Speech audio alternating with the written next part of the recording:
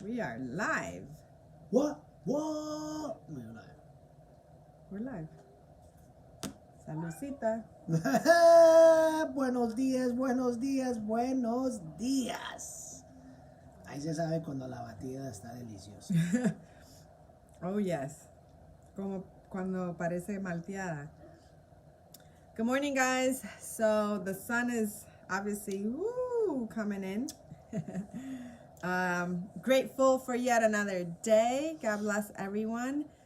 So today we just completed day 2 of our second week of our hybrid calendar. We are waiting for the newest program that's launching October 5th, and I am so excited, so excited, because I am definitely going to be pushing myself out of my comfort zone with this one, because this program is a strength training program, which I absolutely love strength training, but is also taking me outdoors running.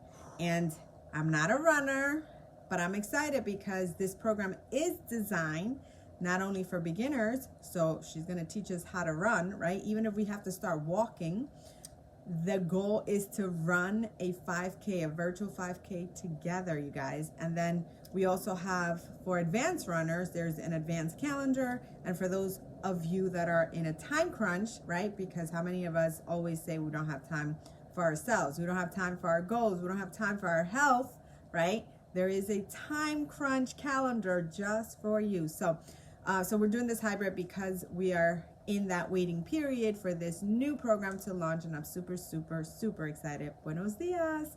So today, I want to talk about something that resonated with me yesterday. So I'm reading this book called Made to Crave, and the name of the author, Lisa something T. I don't want to butcher her last name, but it really resonated with me because in this 6 years of being a coach and being on my own journey, right, of health and fitness, I realized that if you don't do internal work, it doesn't matter, your size, it doesn't matter your weight, it doesn't matter, whether you reach a certain goal, etc. I remember actually when I first started as a coach, I would run these challenge groups especially around this time, actually for November. I remember I used to run every single year. I would run a challenge group around a black dress. What are they called? A tiny black dress? What is little black dress, something like that.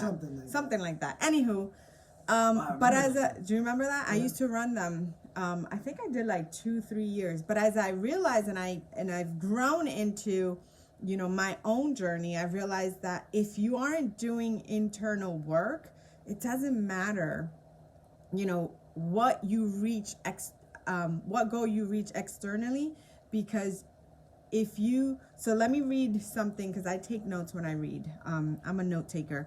One of the things that she said that it just was like, wow, this is so powerful. If my happy was missing when I was larger, it will still be missing when I get smaller. I'm going to say that again. If my happy was missing when I was larger, it will still be missing when I get smaller. And so she's talking about these skinny jeans, right? And that sometimes we have a goal, and and I'm guilty of that. At the beginning of my coaching journey, I would say, hey, pick like, that skinny dress or whatever, little black dress, or the skinny jeans, or that bathing suit, let that be your goal. But at the end of the day, if you haven't, and that can be your goal, but if you're doing the internal work, right? Because if you are doing the internal work, when you reach that goal, it's not that goal that's going to make you happy. It's what you are accomplishing internally. That is what's going to make you happy. And so, for us, I love our accountability groups, because as we've progress into this coaching journey, we've realized that we have to, provide the value to our challengers that we know is going to be a transformation, a complete transformation, as opposed to just a physical transformation, because a physical transformation, it's not going to stick around if you don't have an internal transformation. And so for us, we have calls on Tuesdays and Thursdays to work on the mindset with our challengers. Super, super important. On Wednesdays, we jump on a prayer call because, that is, obviously we do that on a daily basis, for ourselves, but as a group, we're able to do that, come together with other women that also, want to be connected to their creator, to God, whatever you call your, that being, right? And so we connect on Wednesdays, and then we share what our daily in the morning routine is to kind of, center us.